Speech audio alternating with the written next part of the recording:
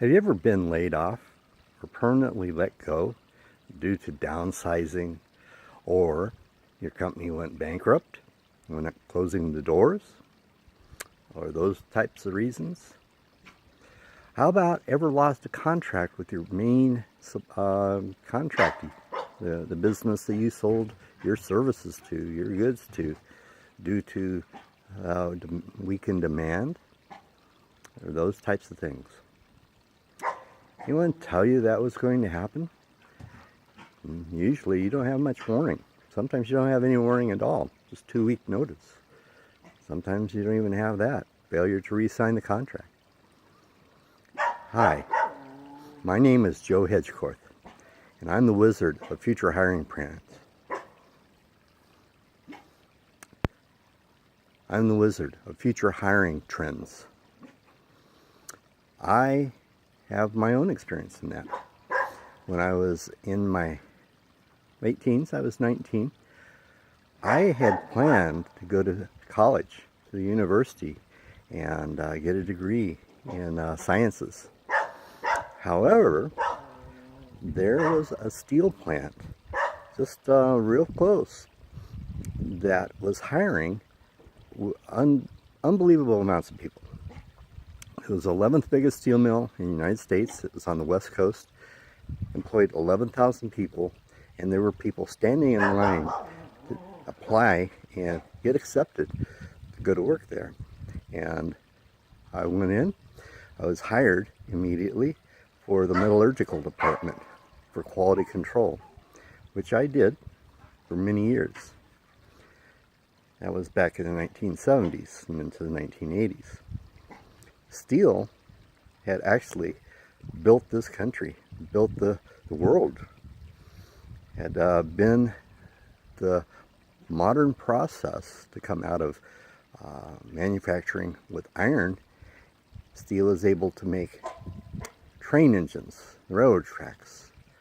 And then later on became the biggest reason that conveyor belt manufacturing of automobiles could occur. And on and on and on. For 100 years, this was the driving engine of the Industrial Revolution here in the United States and across the planet. And the people I was working with in the steel industry were making top dollar, and had for years and decades, and all along. I made excellent money. I bought my first house before I was legally old enough to drink alcohol. So it was a good move, quote unquote, at the time. However, no one told me what was going to happen. In 1982, my steel mill, Kaiser Steel, closed its doors. 2 reasons. One was that the emissions controls had not kept up with California's strict pollution laws and regulations. But probably the bigger driving factor was that there was an abundant supply of steel coming from Asia at a fraction of the cost. And what manufacturer, what consumer of steel wouldn't want to buy steel at half or a third of the price that they were getting it from in the United States? And so the 11,000 people in Kaiser Steel that worked at Kaiser Steel were let go permanently. But that wasn't just Kaiser Steel. Kaiser Steel was the 11th biggest in the United States. The Big 10 steel mills in Ohio and Pennsylvania suffered the exact same consequences, shutting down or scaling down to minuscule amounts of steel produced around the same time. So in the early 1980s, well over 1 million people were basically fired from the steel mills. No sales. Couldn't sell the product anymore. Too expensive. And that doesn't even count the amount of collateral damage in employment from the businesses and the subcontractors and other industries that counted on the steel industry. So it was probably 10 million people that lost their job because steel was no longer a product that could be exported out of the United States, and the United States users of steel were getting all their steel from overseas. I have firsthand experience with that.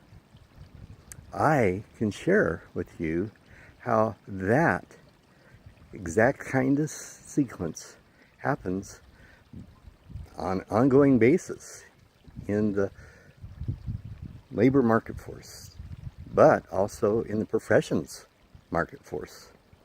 All the hundreds of thousands, millions of people, they're getting degrees right now.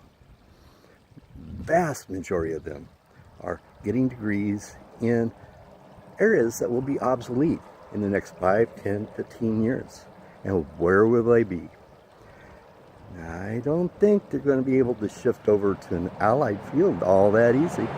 I couldn't. I was in the metallurgical department for a steel mill, and there was not anything close enough that the vast majority of us could just transition into. A handful of people took those skills and were able to do that. Not many. Same thing's true. It's on the horizon with so many jobs in the United States. However, we have passed the point of a transition. We are gearing up now for vast, not manufacturing, vast employment in companies that are leading the cutting edge industries right now. Now, are you a cybersecurity specialist? Those guys can write their own check from their employer. The demand is phenomenal. But if you'd asked 10 years ago if that was what you wanted to do, who would have raised their hand to being in cybersecurity? Not very many. At that time, mostly it was in programming, which is an allied field. I won't deny that. But most people went into other fields. But cybersecurity is hot and will remain hot for quite a while. Technology will shift, and there will be a down cycle in that industry. What we're looking at right now is two major changes that are actually taking place. They're not on the horizon. They're taking place right now. Robotics is replacing, bit by bit, industry by industry, the workforce that exists in the United States right now, which is very much declined from what it was 30 years ago. Artificial intelligence.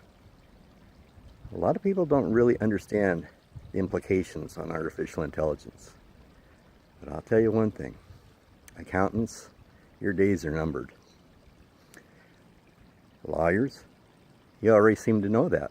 The degrees being issued in law, or actually the enrollment in law as a major in the universities has been on a decline for a few years.